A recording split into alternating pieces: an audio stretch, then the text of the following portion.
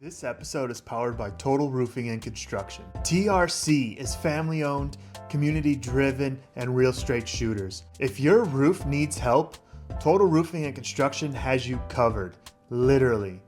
Hit them up at totalroofingandconstruction.com and support a business that supports veterans.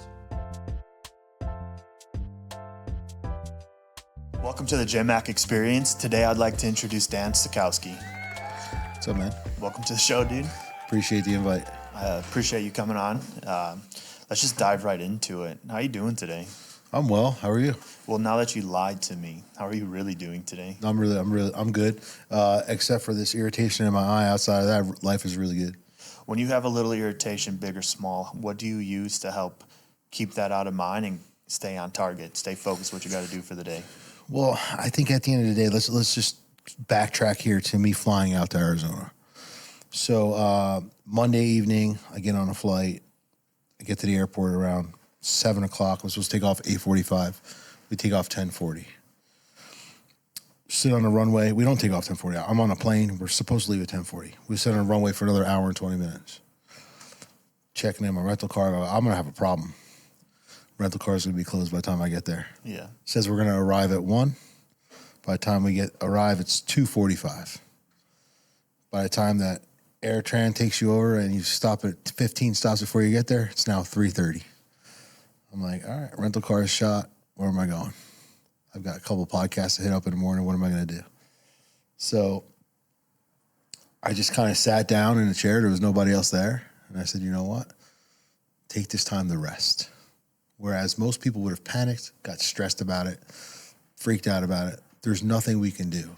I learned early on in life, like, we can only control what we can control. And through tons of personal development, tons of reading, and a lot of stuff that I've participated in, we spend so much time worrying about things that are never going to happen. Our shower conversations, our car conversations, really like coming up with the scripts of how we're going to do things, and that stuff never works out. So probably for the last 15 years, I live in a moment. It is what it is. So I told a few people, hey, listen, I'm stuck here. They're like, oh my God, they're panicking and I'm not, right? Because that's just a natural way to react. At the end of the day, we use our time. I was like, I need to rest. My plane, I slept a little bit, but I didn't sleep much. Let me take the next couple hours to rest, do what I got to do. And a natural person would be like, all right, well, I just can't wait to get to the hotel so I could sleep before I go on the podcast. As soon as I got to the hotel, I grabbed a coffee and I went to the gym because I needed to recharge myself. Because if I would have jumped in bed, by the time I got to that podcast, I'd have been worn out because everything would have been messed up. So I think our natural reaction to things is really to understand that whatever we think is going to happen is not going to happen. So with my eye, it's been bugging out since I got here. I just called someone up. I called my friend, one of my coaching clients. I said, hey, here's what's going on. Can you call in a script for me? She calls in a script for me. I pick it up, put the cream on. It's good. I'm not even thinking about it. I'm not worrying about it. It is what it is. What do you use to help ground yourself when you catch yourself in that spiral, though, like where everything's going wrong and you're allowing yourself to feel it and start that panic, but then you catch yourself? What do you have to do to pull yourself out of it? So it's like you got to pause for a second. A lot of people say, oh, I'm going to meditate, do all this, but you just got to pause. Like, take a second and just say, if I freak out about this or I worry about this or I spend time on this over the course of the next 2 hours, 3 hours, 4 hours, I'm going to lose all the things I need to focus on. And I just think at the end of the day, you just got to sometimes pause. So sometimes if I'm home or if I'm away, I'll just sit in a chair for 5 minutes and just think, close my eyes, reset, come back, whatever it is. You just got to bring yourself back for a minute because all of that anxiety, all that stuff working yourself up, it's like when you get into an argument with somebody. The whole goal is they want to piss you off. And once they've pissed you off, they've done their job. But if you don't let it bother you, it's actually going to hurt them more and bother them more, and they're the ones that become irritated. That's the way it's supposed to happen. So it's like when people stub their toe when they first wake up in the morning. How many times have you done it? We've all done it. So talk about it all day. Your entire day is going to be about your toe, bad situations and things that happen. It's over. It is what it is. There's nothing you can do about it. The person next to you doesn't care. The person you're telling doesn't care. Nobody cares. but you want people to care or feel bad about you or give you sympathy about something that's irrelevant. And this is just kind of the way that we're brought up in this world. Absolutely, and I'm looking forward to understanding how that mindset develops. So let's just jump right into it. What was your childhood like? Not great, right? So I actually talk a lot about it in my book that's coming out in November. So I dealt with a lot of childhood things that most children want, which is, confirmation from their dad that they're doing a good job, validation, and, from the age of 7 till about 13. So I'm Polish and Russian on my dad's side and Portuguese on my mom's side. So the word for fat in Portuguese is gordo. So my dad used to introduce me to people from the age of 7 to 13 as Danny Gordo. So basically, here's Fat Dan. So maybe when I was young, 7, 8 years old, I laughed, thought I went with the joke. But then I started saying, like, this is who I am. This is what I am. And then I would start looking at myself and be like, that's me. So we get labels put on us as kids, and then we have a choice. Do we live through that label? This is why there's so much trauma later on in life, because people don't deal with it early on. And I didn't deal with it. But what I did do was I shut my dad out, and I tried to go to all the other things in life that would give me validation until later on, 20, 30 years later, I realized none of those things would help me until I let go of what was bothering me. So my childhood was not great. And then at the age of 16, I started getting into the gym, competitively bodybuilding at 17. Started my first business at 17, and I started chasing the things to give me this thoughts that would have maybe fulfilled me, I thought, as a kid. I started chasing the things. And for the next 20 some odd years, I self-sabotaged myself. So your childhood, you felt like you were picked on by your dad and you didn't have a good relationship with him? I wouldn't say I was picked on, I just didn't meet his standard. Okay. So my dad was tall, skinny. My brother's tall, skinny. I'm short, fat. I carry my dad's name. So it's like I didn't come up to his standard. He if I did something or said something wrong, it was like, all right, well, you're going to get the belt or you're going to get the paddle or whatever it was, because I wasn't showing up the way he wanted me to show up. Yeah, like you never were good enough. And right. I can relate to that. So what happened in high school? That's when you started your first business? No, I was done with high school at 17. Okay. So you graduated early? Yeah, so I went to Catholic school for the first, 6 years of my life. Catholic school will take you as soon as you're ready to cut a check, so they took us on early. So I started my senior year, I was 16. Okay. By the time November came, I was 17. But yeah, so I was playing football in high school, started bodybuilding. I wanted to, be a football player in college. I just didn't have the academics. And after football season, I just decided that I'm better off owning my own business. But my junior year, I started working in construction. I went on a vocational program and a co-op where you'd go to school for a couple hours, then go to work. Yeah, I went through something like that as well. And I really started liking what I did. And what I actually did was I met my first mentor in that process. So at the age of 15, I read Rich Dad, Poor Dad. I met my rich dad when I was 16, which was my first boss. And he inspired me to be more than I ever thought I could because of the labels my dad put on me. So about 7, 8 months working for him, we're building a house, and we're sitting there at lunchtime. And I said, when I grow up, I want to be like you, Dave. And he said, when you grow up, you need to be like you. And I said, I just want to have what you have. I want to do what you're doing. I want to live this life of possibilities. And he said to me, well, I believe you can and I believe you will. Up until that point in my life, at 17 years old, no one's ever told me they believed in me. So it's like the light switch went off. Everything I felt before, all the stuff that I just felt I couldn't do, I wasn't good enough to do, just went right out the window. Absolutely. It feels so good to hear that somebody believes in you the way you believe in yourself, or maybe you didn't believe in yourself. I didn't believe in myself, no. But before we dive into your professional career, I want to go back to talking about what Catholic school was like for you and the goods and bads that came with that. So my parents didn't have much money. I think they got maybe financial aid or whatever it was for us to go. I grew up Catholic. I'm not a Catholic anymore. I call myself a recovering Catholic. I think a lot of people grow up in the church world and the religion world because of tradition. And we lived like in a very bad area where projects were across the street and stuff. So you didn't want to go to public school. So somehow, some way they got us into Catholic school. Catholic school, I don't remember much. I mean, I just remember like it was weird where like, you know, you had these ladies in robes trying to teach you and, you know, you'd go to church a couple times a week and I don't know. I didn't care. I was disconnected. You know, as a child, I was just very disconnected because I didn't have a lot of friends. I was a fat kid, you know what I mean? So like, I just kind of went by the day. We ended up getting out of Catholic school, kicked out of it because my younger brother is a year younger than me.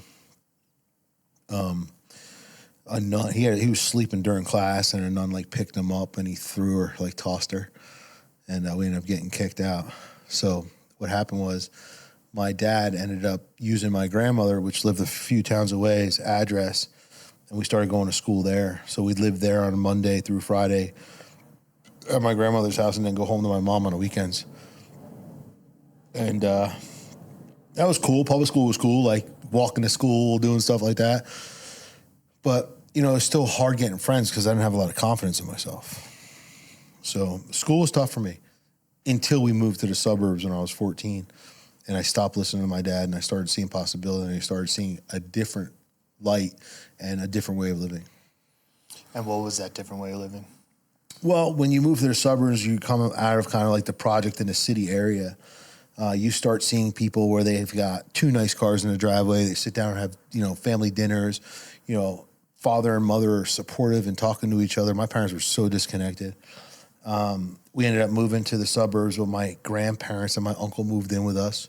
So we go from a tight apartment to a 3-bedroom house with 7 people. So it was the same shit.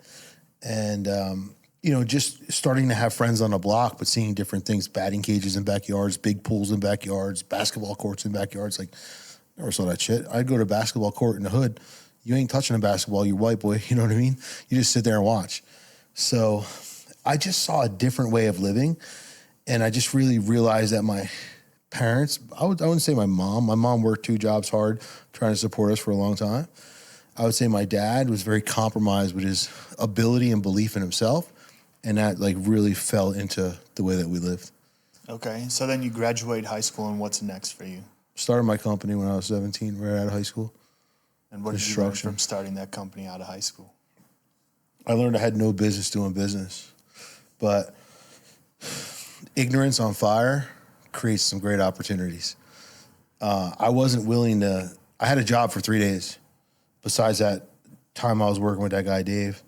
My first job ever when I was like 15, I worked at Boston Market. And for me, like ADD, bro, all sorts of stuff going on. They put me in the kitchen in the back to prep food. So I'm like, all right, my 3rd day there, I'm like, all right, this is cool. I'm putting cornbread in the oven. And I've got marshmallows here that are supposed to go in the sweet potatoes. Let me put those marshmallows in the cornbread because I think that'll be cool and people will like that. Everything blows up in the oven, right? So I didn't make it but 3 days there. I go to get my first check. It's like $30 or something like that. I'm like, this is bullshit.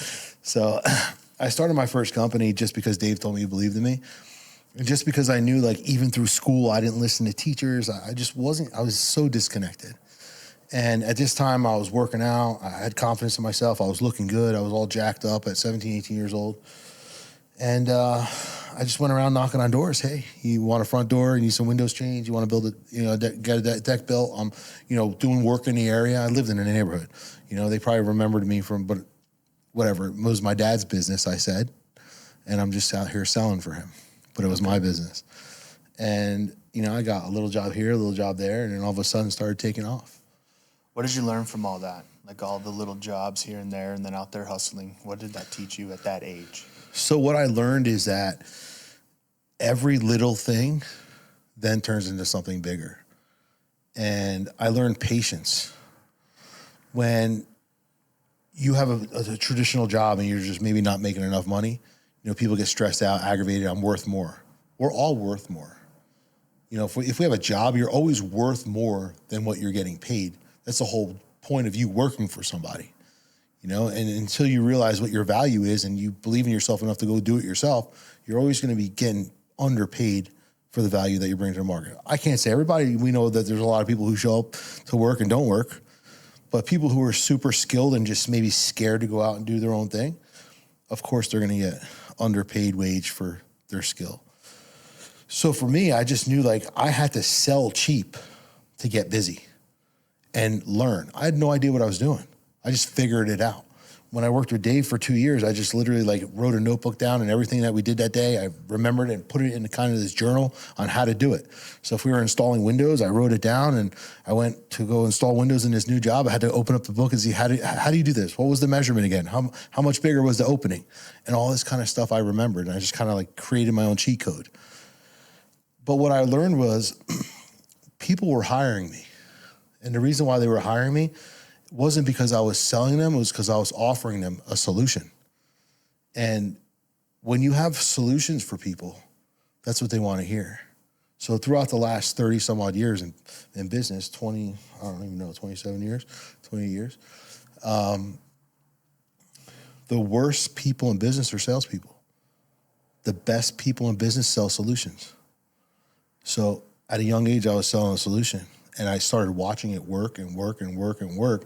But then when you get cocky, you get an ego and all this kind of stuff, and then you try to like, I'm the best guy out there. Why do you want that guy? And then things start tripping backwards, and you got to go back to square one. What was working? What wasn't working? So I built confidence in myself just because I knew it was either me or nobody, and nobody was going to help me or save me. And by Dave telling me that when I was a kid, that was like my fuel for a lot of years. So it took one person to believe in you and put that inspiration in you, whether teachers, parents, nobody was able to do that. It was just somebody you worked for. Yeah. And you were able to take that for years. Did it constantly grow, or did you hit a point where you fell backwards because you spoke earlier that you weren't able to hear your inner child for a long time? So from 17 to 24, I did about 10 million in business. I made 4 million net.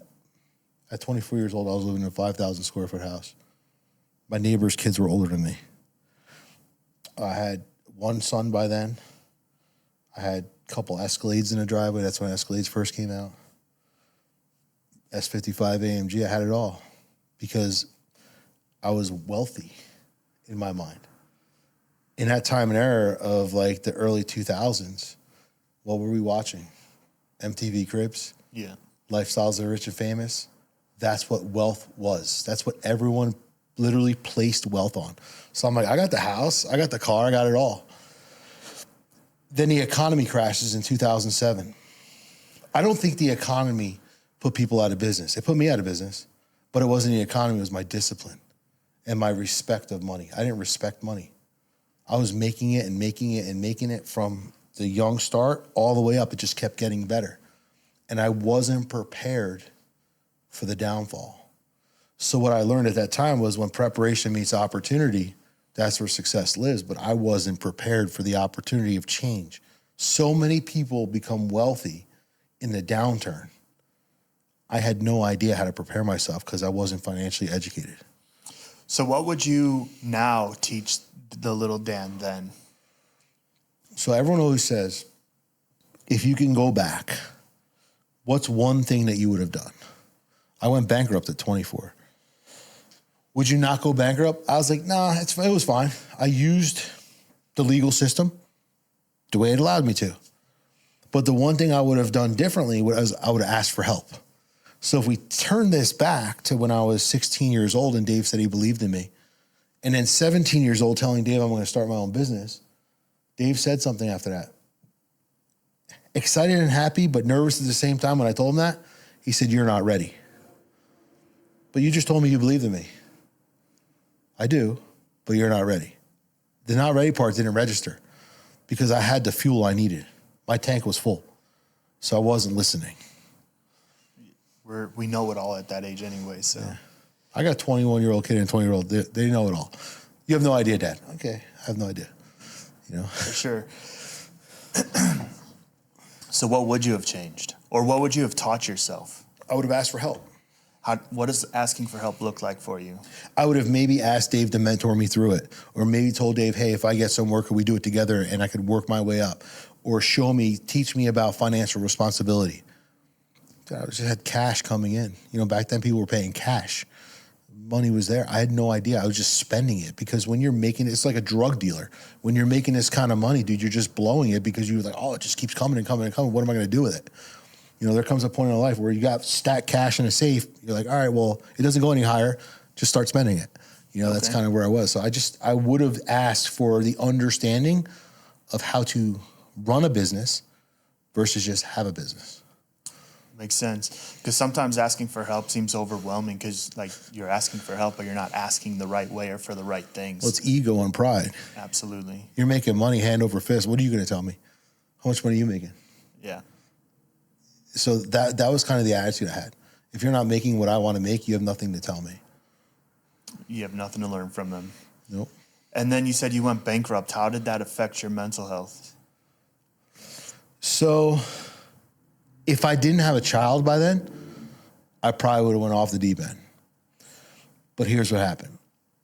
I walk into my lawyer's office and I said, I can't believe I've built all this up and I've got to let it go. I literally have to sign these papers today, let it all go. He said something to me that literally changed the game.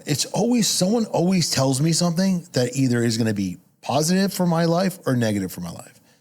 And I either listen in a good way or listen in a bad way. He goes, listen, son.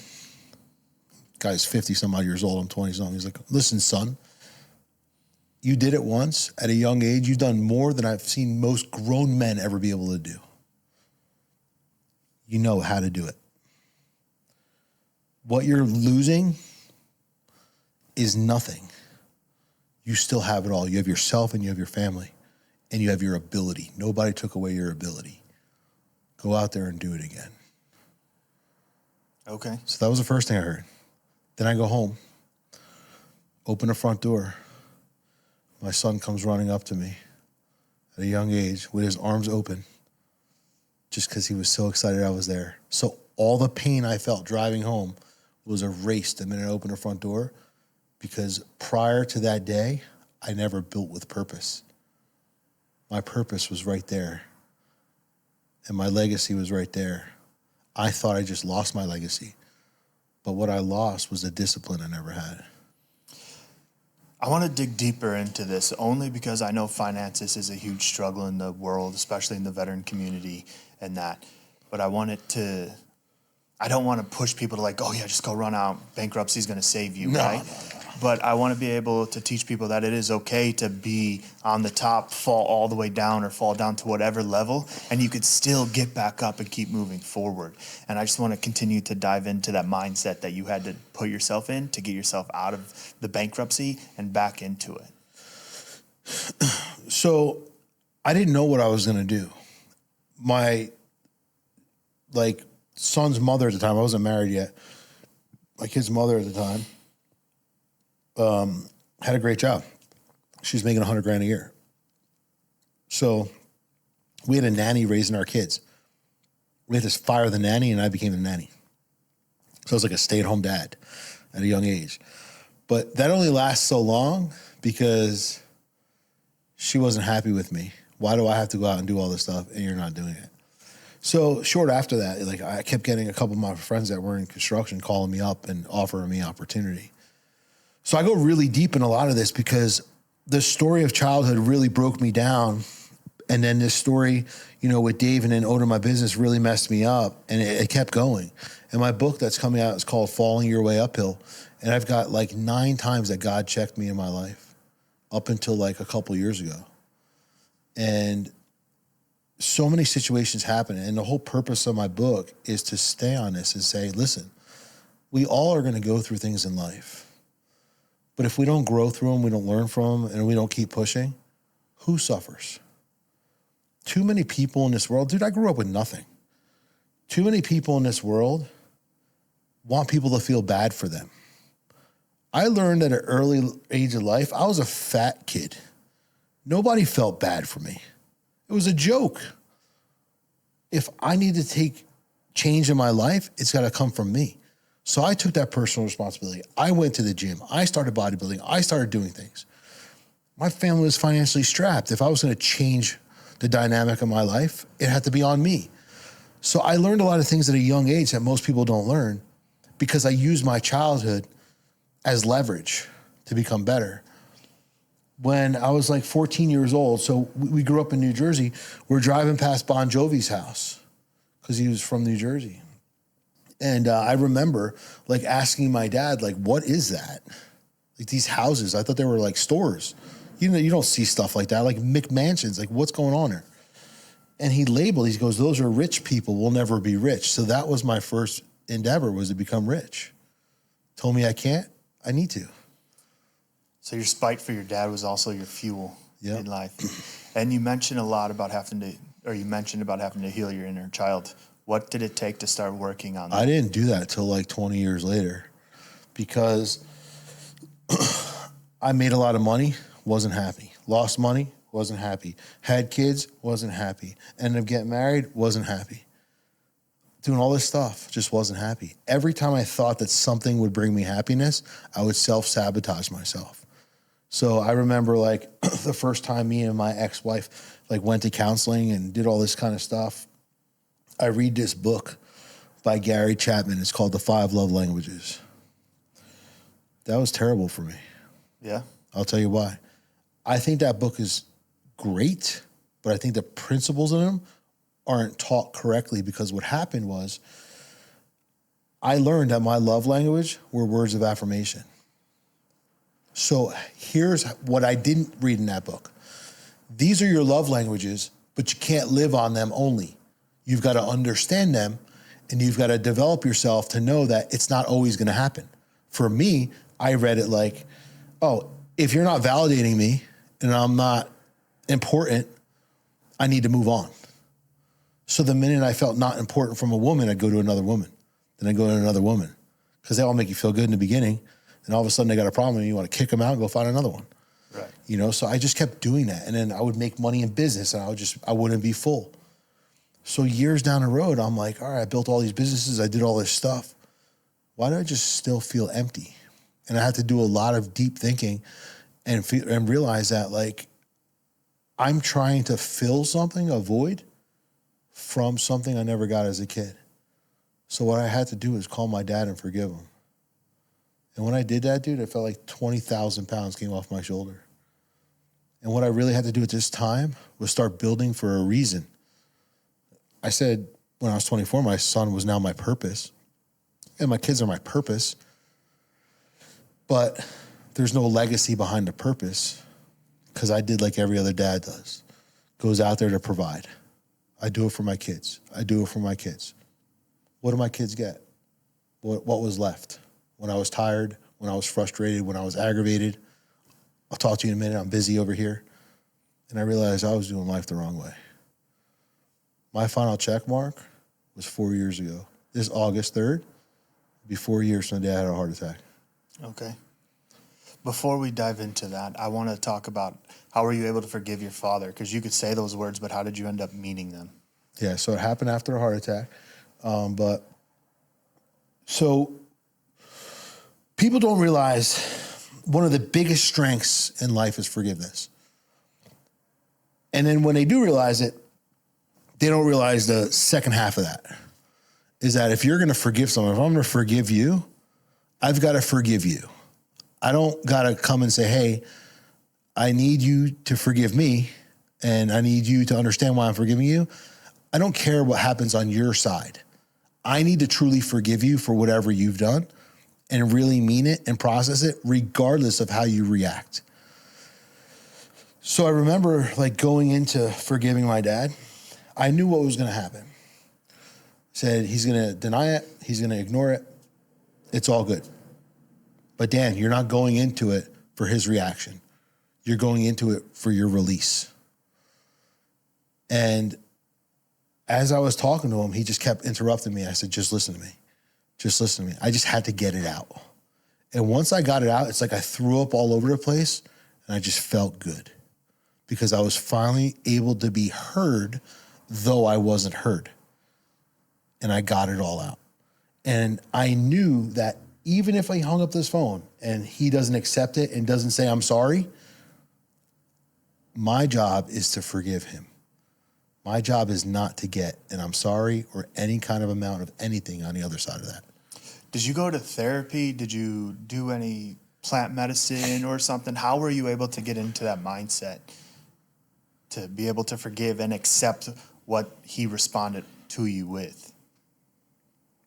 Years of journaling, years of time with God, and just opening up my Bible literally to whatever it opened up to. And that one day it was just like, you need to choose forgiveness. And let's talk about religion. I know you went to a Catholic school, and then now you're a recovering Catholic. So when you were going to school, did you believe in God and the Catholic word and all that? Or were you just there because you had to go to school there? So I don't think anyone that goes to Catholic school or is in Catholic church really believes in God. I think that you're taught certain things and you're taught principles and you're taught, hey, this is right and this is wrong. And if you sin, you go to hell.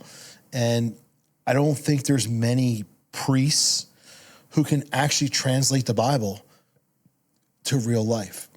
People go, how do you say that? I go, well, they go to Bible school. It's just like going to college. And when you go to college, you've got a professor. A professor's textbook.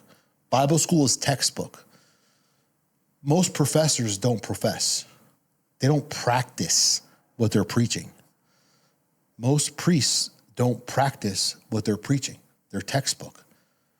So I didn't learn this on until later on in life when I started seeing pastors, which were different, allowed to be married, allowed to have businesses, having families, having, hardship, taking everyday life situations and family and translating it in the Bible was a revelation for me, because it was like everything I've ever learned was zero, because it was never taught to me to be understood. Right. So growing up, I just did the thing because I was supposed to do the thing. If you asked me a scripture when I was young, I couldn't answer you. If you ask most Catholics today who go to church on Easter and go to church on Christmas Eve about anything, they can't tell you. They just do it because they're supposed to do it. So when did you stop reading the Bible after you got out of Catholic school? I never read the Bible in Catholic school. Okay. If we had to, I don't remember doing it. So when did religion become a part of your life? So there's no religion in my life. Religion's a man-made thing. I became connected with God and Jesus in 2007. So the Bible talks about having a relationship. Mm-hmm. Religion's a man-made thing. It's I call it organized crime. It's government ran. It's all that. You don't have to be at a place. You don't have to do a thing. You don't have to put money in an envelope to have a relationship with God. So 2007, I was disconnected, I would say, from probably 1998 to 2007. That was probably the last time I went to church with my mom, 98, 97. We would go to church on Sunday and just go to church on Sunday. And it was the 1 hour, you just got to do what you got to do. Could we go as early as possible so I could be home to do what I got to do? That was kind of the thing. So 2007, my second son, he's 18 months old.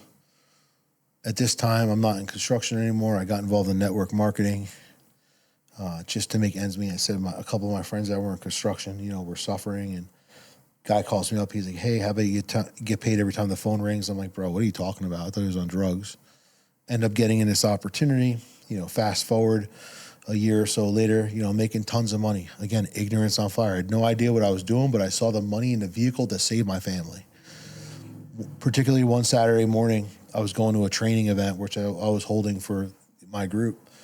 And I pull my car out of the garage and I look up and my 18-month-old son and 3-year-old son are saying bye to me. My 18-month son falls out of a window 20 feet right in front of me. Falls to the floor. Last 4 or 6 feet, something like that, literally came down and he stopped and went slow. I can't even make that up. He was laying on the ground, dude. He was as white as a ghost. Thought he was dead. I grabbed him immediately. You're not supposed to do that, but I did it because out of panic. And end up, going to the hospital, doing the whole nine. Whoever likes this story, read my book. It's very deep in there. But let me tell you how I became a Christian. So 2 guys I had met probably a week before. I was supposed to meet them that Saturday morning. They find out I'm not coming because there was an incident with my family and I'm now in the hospital. These 2 guys show up to the hospital. They don't even know them. They stayed there for 3 days. Brought us food. At the end, I'm like, how can I ever repay you? They go, you don't have to repay us. Just thank God your son's still here and show him that you're thankful by just showing up to his house. I'm like, what do you mean? They come to church. I'm like, dude, I did church. Dude, I can't do that. They're like, just come. So I went. First church I've been to in many years. And as I walk in, people are singing, falling on the floor, speaking in tongues. I'm like, this is wild, dude. I can't be here. Sat through the first hour and a half of service. I'm like, hey, guys, appreciate your time. Thank you for inviting me. Not for me. I told my mom. My mom's like, yeah, you need God. Come back to the Catholic Church. All right, Mom, I'll do it just for you. So I go upstairs in the second floor. I sit in the back because I know I'm going to fall asleep because Catholic Church is boring as hell. Within 15 minutes, dude, I'm knocked out. My mom's hitting me to wake up. So I knew that wasn't for me either. But I'm like, there's got to be something deeper. So for like a couple weeks, we just start searching churches, and we ended up finding a church, very connected, very good, family unit, smaller church. And I really liked the pastor a lot because he was telling all his stories of his life, and he was putting scripture in it, and it was all starting to make sense. So probably about after 2 or 3 weeks going there, we decided to go there. And that was 2007. I just got to ask, is your son completely okay? He's good. That's he awesome. broke his leg, that was it. Okay. That's wild. That's a wild story. You know why? Like, if he would have panicked and he was older, he probably would have broke more. But he didn't know what was happening. It happened so fast. He was a young kid. He didn't know how to react. Yeah, they say in like car accidents, you're supposed to go limp and just let it happen to you. But we all want to brace because we want to protect ourselves. And that's what causes the damage. But I'm grateful to hear that your son's okay. And what a wild story to get you into being spiritual. Yeah. And so how do you practice your spirituality? So every single day, man, I'm in the Word every day. I read scripture every day. I journal every day. And I can't say every day. There are days that I don't. But I do pray every day. I do have conversations with God every day. But my main morning routine is waking up in the morning, 5:30 in the morning, 6 in the morning, sitting down in a recliner and just, opening up some devotionals and opening up the Bible to wherever it takes me, reading for about a half an hour, then just journaling my thoughts, how I feel, how that made me feel, how that resonated with where life is. There's a funny thing about scripture. It's weird that whatever you need to hear almost just pops always right in front of you. I hear that a lot. Dude, you just open the Bible. Because people go, how do I read a Bible? They go, oh, we'll start here. I go, no, just open it. Every day, just randomly open it. And I guarantee if you read 2 pages, something in that 2 pages is going to be what you need to hear. Absolutely. How are you able to give yourself grace? Because you went from saying, I do this every day, and then you're like, well, not every day, but you try to do it every day. How do you not allow yourself to get hard on yourself when you feel like you didn't keep your word? Because Jesus was the only perfect man, right? So at the end of the day, I'm not perfect. I'm not going to be perfect. And I think it's okay to let people know that we all fall short. And, that his grace and his mercy upon us is okay because it's there because we are going to fall short. But he knows that I'm not rejecting him. He knows that I'm not denying him. But just sometimes, you maybe wake up a little bit late or you're traveling or you're doing this. Like this morning, I didn't do it because I had a bunch of stuff going on. But I always come back. We disconnect. It's like working out. I work out every day. No, you don't. There's not one person out there who works out 365 days a year, twice a day. There's some disconnect in there. But you have to be okay with letting people know that you're imperfect. And I think that we live in a world where everyone wants to be seen as perfect and so disciplined that we don't allow ourselves to break. But like you said, you got to give yourself grace and realize that, hey, it's okay not to be 100% all the time. For sure. My old version of myself was very hard on myself and my toughest critic, where everyone else can be flawed or do things wrong, and that's okay. Like, let me lift you up. But when I do something wrong, I just instantly want to go into like bashing myself or bringing myself down. And I recognize that I'm the one that's holding myself back. Yeah. So what led to your heart attack? Years of steroid abuse and not taking my medication for a number of days. It was a super hot day, and my blood pressure just literally had its best. I was sitting on a line of hypertension, and that was it, dude. I thought I was dead. My whole body went numb. Not taking care of yourself. You know, like, yeah, I'll take the medicine tomorrow. You know, people think, oh, yeah, I take my blood pressure medicine every day. No, I don't. I forget. You know, there's many days I forget. But you know what? Sometimes I'll be sitting on the couch being, I need to go take that. Where prior to a heart attack, I'll be like, I'll just take it tomorrow. You know, so like you just kind of know, like there comes a point in your life where every single thing you do in your life, you're either going to take responsibility or you're not. And at that time, I wasn't taking responsibility for my health. I didn't look bad. I was doing well financially. I was stressed like everyone else, but I just wasn't taking care of the main thing. And I didn't realize at that point in my life that the most important thing I had and needed to value in my life was my health. And walk me through after the heart attack. So I'm in my office. I go numb, wrist to wrist. My entire body feels like it's on fire.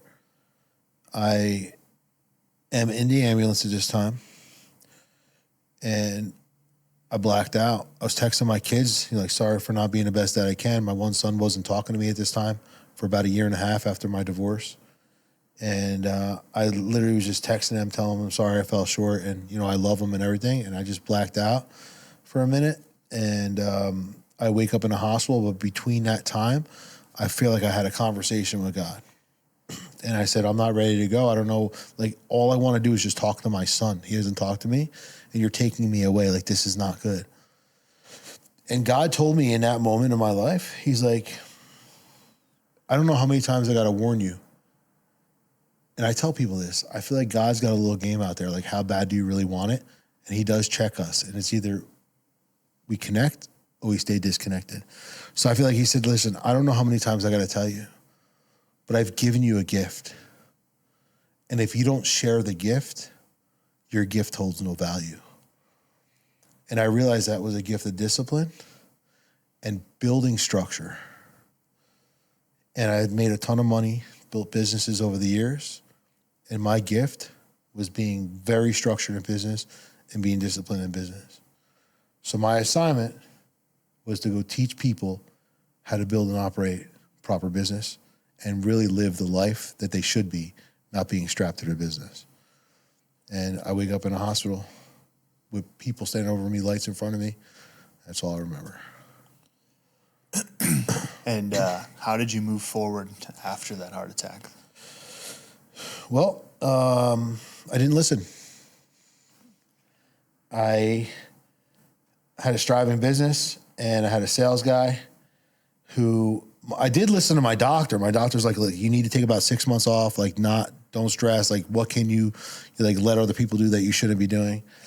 So my one project manager, I'm like, hey, listen, like, you're doing a great job. For the next 6 months, can you do the sales as well? I'll pay you commission. I just need to take some time away.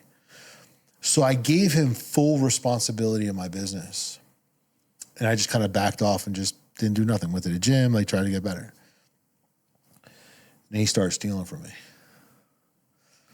For the next year and a half, this guy built a financial sheet that I owed him like $70-something thousand in commissions. My bookkeeper's calling me, asking me why everything is falling apart. Where's everything going? You're putting out so much and not bringing in so much. And come to find out, he was just selling jobs to sell jobs at low ticket just to get commission. And he found out that I found out. And then he went to the attorney general and told the attorney general I was selling jobs just to sell jobs for deposits, though he was doing it so he could protect himself. So I found myself in a $3 million lawsuit 2 years later. Damn. And God said, you going to listen now? For sure. I want to talk about one more hard thing before we get to how you're showing up today. But you mentioned you went through a period of time where you didn't get to talk to your kid. Your kid wasn't talking to you. Yeah. What kept you sane and keep going during that time? I almost killed myself because my divorce was so bad. And this was prior to him not talking to me. And then I realized I went under a bridge, sat there for a couple hours. Another guy comes under the bridge, and he was thinking about doing the same thing. And we talked to each other, and we both walked out. Then when my son stopped talking to me, I got angry for a little bit. And I'm like, why are you doing this? Why are you doing this to me, God? And I think he wanted to see how I was going to respond. There's many people out there whose kids don't talk to them. I'm not the only one. And we shouldn't fall victim to it because it's not our doing. It's usually connected to the other parent. I had 2 other kids that I had to make a choice on. You're going to sit here and mope and be mad and upset about one kid, but you got 2 other kids who want to fully love you and surrender to you right now. You make the choice. So I had a moment where I said, you know what? I've got 2 kids who love me. If my other one doesn't want to show up, I can't do anything about that. It's out of my control.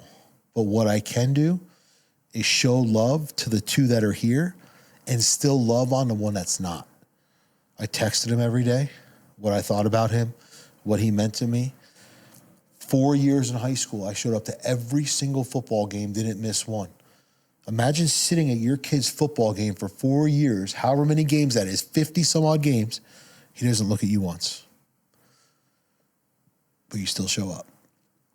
And people in the crowd start asking you, who are you here for? My son, Devin. Oh, Devin's an amazing kid. Yeah, unfortunately, I don't get to talk to him. Took some strength. And thank you for sharing about your devastation, your thought of suicide and all that. Do you still talk to that gentleman you met underneath the bridge that night? No, never got his number, never did nothing. Okay. And so what helps you show up today to be the best version of yourself, even though you went through all that hard times, where somebody looks at you like, Dan, he's got it all figured out. He's a badass. He doesn't struggle. What do you have to say? I do struggle. We all struggle. Absolutely. You know, it's like when you're in the gym, you want to put 300 pounds on a bar, you're not going to lift it. You've got to work your way up. It's resistance, you know, and being able to do this kind of stuff. It's grit, going after it. It's just about how we react to things. I've really learned over the years to work on my recovery time.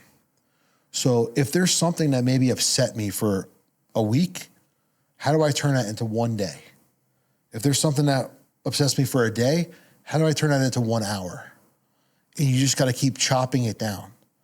Because at the end of the day, every moment that we spend trying to correct something that we can't correct or worry about something that we have no control over is a moment that we lose to strengthen who we are.